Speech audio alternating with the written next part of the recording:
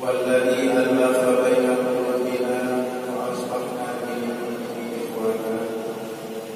اللهم صل وسلم على سيدنا وحبيبنا وأسوتنا ومولانا محمد وعلى آله وصحبه أجمعين. أما بعد، فيا أيها الحاضرون رحمكم الله، أوصيني وإياكم بتقوى الله فقد فاز المتقون. وقال الله سبحانه وتعالى في القرآن الكريم وهو أصدق القائلين: أعوذ بالله من الشيطان الرجيم، بسم الله الرحمن الرحيم. ومن يرد الله أن يهديه يشرح صدره للإسلام. صدق الله العظيم.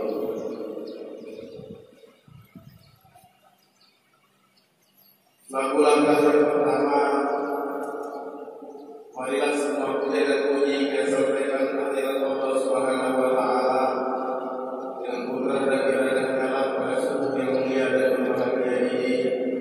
Kita dapat berkumpul di dalam masjid yang mulia ini dalam rangka melaksanakan salat subuh secara berjamaah. Kemudian kita tutup sedikit dengan tausiah pada subuh yang mulia. Selawat dan salam, mari sama-sama kita sajikan senantiasa dilimpahkan oleh Allah Subhanahu wa Ta'ala kepada junjungan alam besar Muhammad sallallahu alaihi wasallam, kepada keluarga dan sahabat beliau sekalian.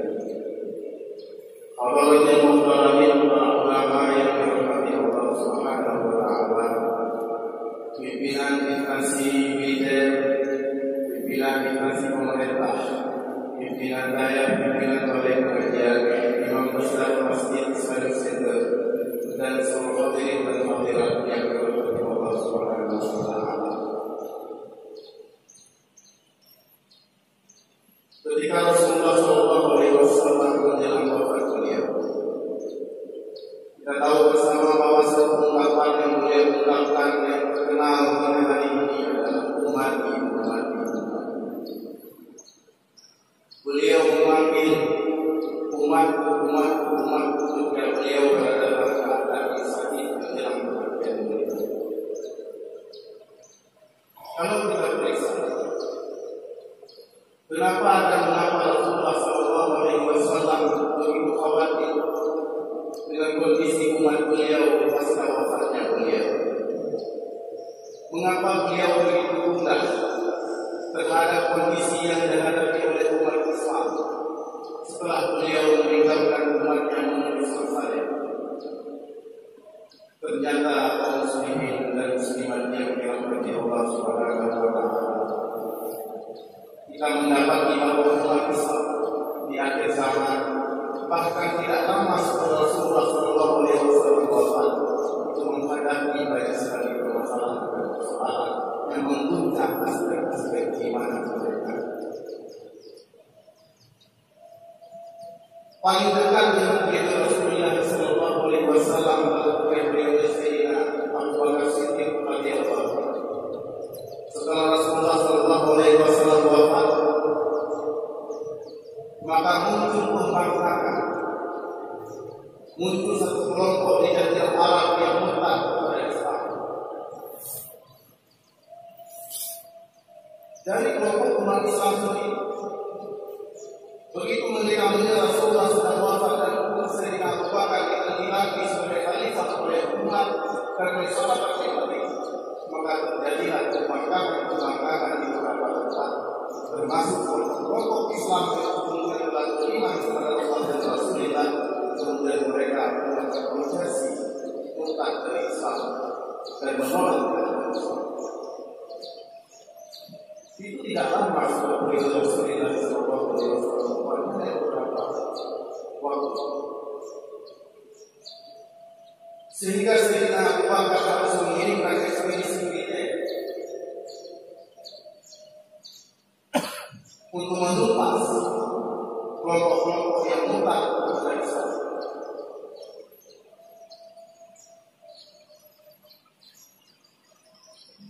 Ini yang pertama. Yang kedua, di periode Sayyidina Umar radhiyallahu anhu, ada kelompok yang sudah mulai menolak membayar zakat, sementara zakat merupakan pilar terpenting, salah satu pilar kami melihat pembangkangan terhadap pembayaran zakat. Sehingga ketika dialog dan istiqamah tidak berhasil, Sayyidina Umar telah mengirimkan ekspedisi militer untuk mematahkan dan mengalahkan kelompok-kelompok yang menolak membayar zakat. Kondisi umat Islam pasca Rasulullah SAW wafat begitu ramai. Rasulullah tidak khawatir dengan periode sahabat. Rasulullah tidak khawatir dengan kalangan sahabat yang telah beliau tempa sendiri dengan tangan beliau. Rasulullah tidak khawatir dengan orang-orang yang ada di Madinah yang telah melihat Rasulullah, mendengar Rasulullah berbicara bersama dengan Rasulullah. Tetapi kelompok-kelompok yang jauh dari Rasulullah SAW yang tidak pernah berinteraksi dengan Rasulullah SAW, mungkin keimanan mereka itu merupakan keimanan benar. Dan periode itu begitu dekat dengan periode wafat Rasulullah SAW,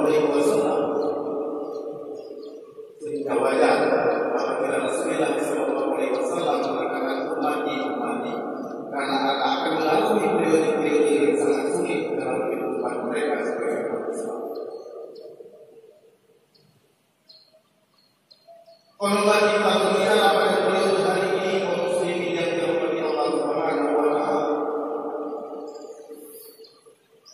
periode yang dimana umat Islam itu tidak pernah melihat Rasulullah, tidak pernah melihat sahabat, tidak pernah melihat tabi'in, tidak pernah melihat tabi'in, tidak pernah berjumpa dengan ulama mutaqaddim, tidak pernah mendengar ulama mutaakhir, hidup dalam satu periode yang sangat jauh dari Islam, hidup dalam satu zaman di mana banyak sekali propaganda dan informasi yang kemudian mengerus dan mendegradasi keimanan manusia. Di periode itulah kemudian pada hari ini kita hidup.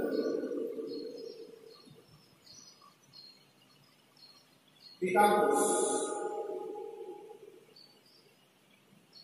2 minggu yang lalu kami mulai kuliah. Saya adalah dosen di FISIP Universitas Malaysia. Saya punya mahasiswa yang saya wali dan wali. Begitu mereka membawa hasil studi mereka, saya periksa nilai agamanya si D. Saya katakan kenapa seperti itu?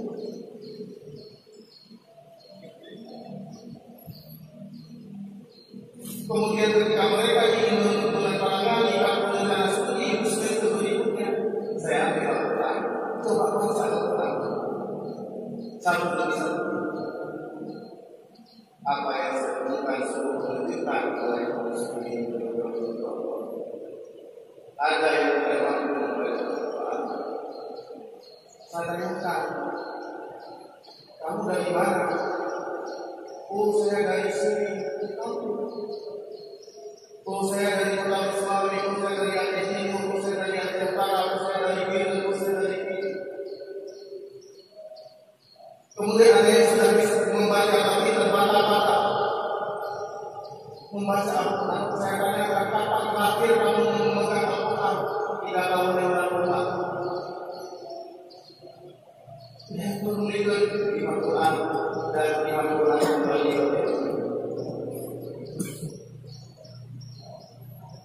Kamu seberapa kapan terakhir melihat Al-Quran? Ramadan yang lalu, saya tidak pernah membaca Al-Quran. Kamu 4 tahun yang lalu saya baca Al-Quran. Dan setelah itu saya tidak pernah baca lagi sampai hari ini.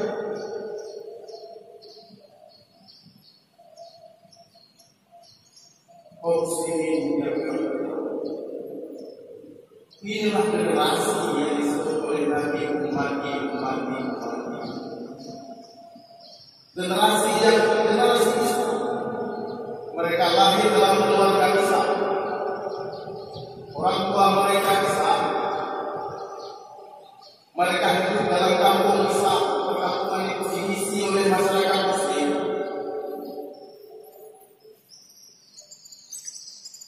dari keluarga Islam dalam masyarakat Islam, tapi mereka tidak menggunakan Quran kaum muslimin yang beragama. Perlu lagi berjalan bagaimana menggali dengan Quran.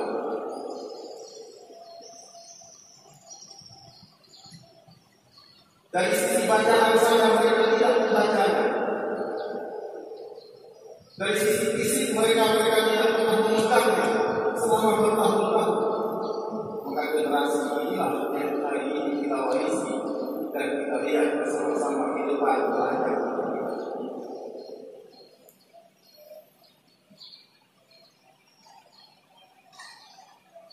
Mengapa ada generasi Islam, generasi intelektual, calon penerus bangsa dan negara ini, yang akan memimpin masyarakat, yang akan menjadi pejabat politik, yang akan mengisi jabatan pemerintahan, yang akan mengisi wakil rakyat, yang akan menjadi pimpinan masyarakat. Mereka jauh dari Al-Quran, bukan hanya secara substansi, tapi juga secara material, secara fisik mereka tidak pernah mendengar Al-Quran.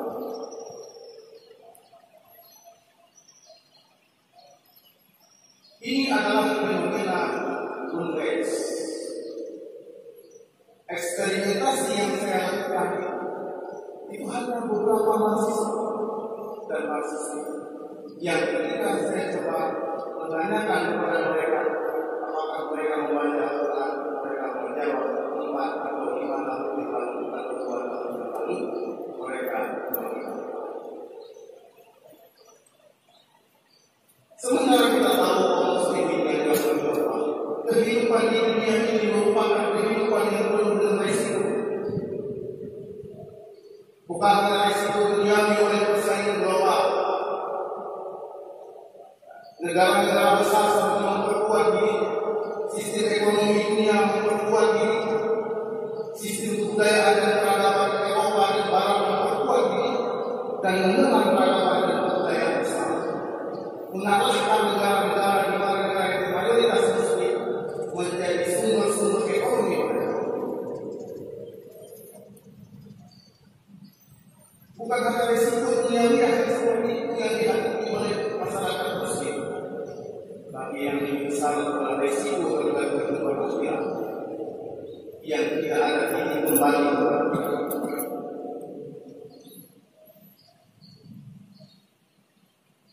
Kita berlomba-lomba memulai satu kursi kita berdua di DPR RI, di Dewan Perwakilan Rakyat tingkat provinsi, Dewan Perwakilan Rakyat tingkat berlomba-lomba mendapatkan kursi jabatan di dunia ini. Tetapi kita lupa mengorbankan diri kita. Kita lupa mengusung sebuah perlombaan dan musyawarah untuk mendapatkan satu kursi di surga. Kita menginvestasikan miliaran rupiah untuk menjadi gubernur, untuk menjadi bupati wali kota, untuk menjadi pejabat-pejabat politik, pejabat sipil dan militer, atau untuk menjadi tokoh-tokoh besar.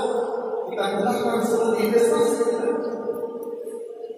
keuangan kita, waktu kita untuk memperoleh sebuah tiket dalam jabatan politik. Tetapi kita tidak pernah, kita lupa bagaimana berjuang untuk memperoleh sebuah kursi dan sebuah kota di surga.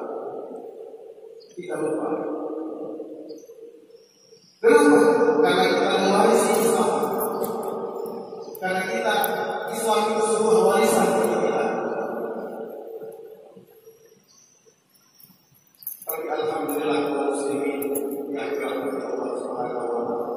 Hari ini kita lihat sholat subuh ini diinisiasi oleh pimpinan-pimpinan kita, oleh pejabat-pejabat militer, oleh pejabat-pejabat kepolisian, oleh pejabat-pejabat di tingkat pendidikan kabupaten dan kota, mengisi masa sebagai contoh bagi masyarakat yang lain.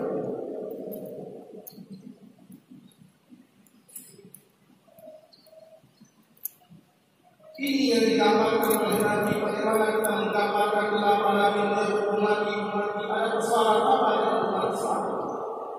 Upaya kita dalami umat Islam memiliki persoalan yang sangat serius di dalam diri sendiri.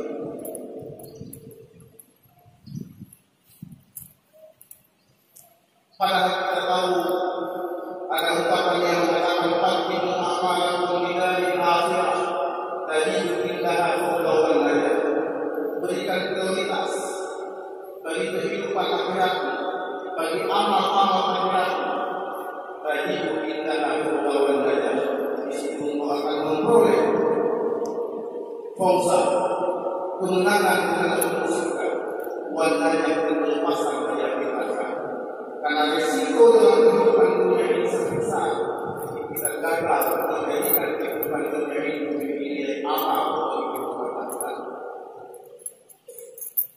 Islam tidak melarang umatnya menjadi pedagang, tapi jadikan toko-toko itu sebagai masjid. Islam tidak melarang umatnya menjadi nelayan dan petani dan saudara, tapi jadikan pertanian itu, jadikan perdagangan itu sebagai madrasah, memiliki nilai amal bagi kehidupan akhirat.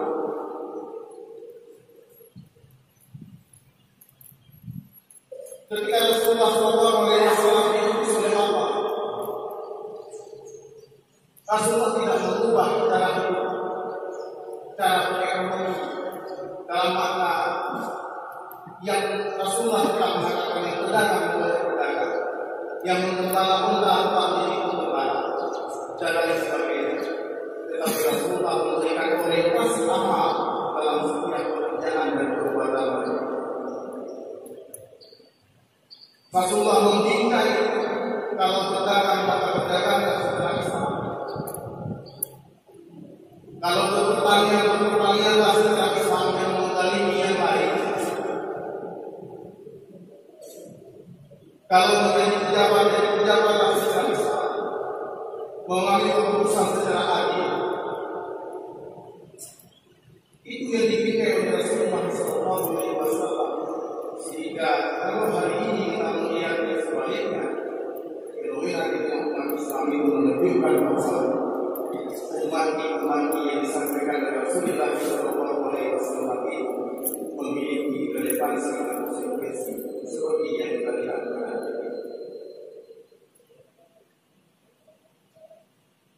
Ada generasi Islam yang pikirannya tidak diisi oleh nilai-nilai Islam. Ada generasi Islam yang jauh dari Al-Quran. Ada generasi Islam yang membawa tubuhnya diri orang Islam, tetapi imannya itu bukan kehidupan Islam.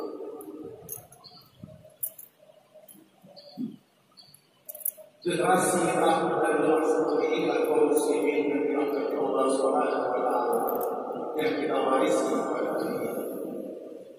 Kami alhamdulillah kaum muslimin yang dirahmati Allah Subhanahu wa Ta'ala, pada suku yang berbahagia dan mulia yang kita menyaksikan pimpinan-pimpinan kita, tokoh-tokoh masyarakat hadir dalam masjid memberikan contoh kepada masyarakat supaya kota Mesrawi ini menghidupkan di seluruh masjid saudara-saudara berjamaah untuk menggetarkan hati kita supaya semakin dekat bertakabur kepada Allah Subhanahu wa Ta'ala. Hadirin sidang jamaah yang dirahmati Allah Subhanahu wa Ta'ala.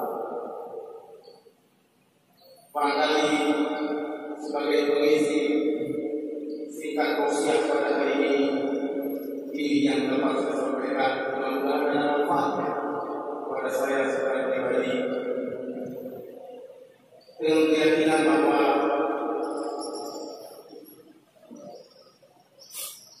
mari kita semakin mendekatkan diri kepada Allah Subhanahu wa Ta'ala, menjadikan kehidupan kita sebagai madrasah, sebagai tempat berinvestasi bagi kehidupan akhirat tanpa melupakan kehidupan dunia. Wala tansa nasibaka minad dunya. Engkau tidak boleh melupakan bahagian dari kehidupan dunia. Tapi yang lebih penting adalah jalan kehidupan akhirat karena kehidupan dunia. Demikian yang dapat saya sampaikan, mudah-mudahan saya manfaatkan. Demikian kurang saya mohon maaf. Allahumma waffiq ila aqwamit thariq. Wassalamualaikum warahmatullahi wabarakatuh.